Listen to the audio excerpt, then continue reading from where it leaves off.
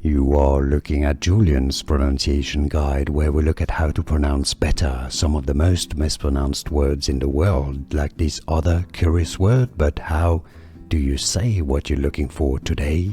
Let's learn how to pronounce this confusing word in English. If you want to learn more confusing vocabulary, make sure to stay tuned. Let's look at how it's pronounced. It's a horizontal bar hung by ropes. It's also the name of a muscle. Trapeze, that's the English pronunciation, comes from French trapeze. Trapeze. Essentially, you could spell it at the end P-E-E-Z or P-E-E-Z.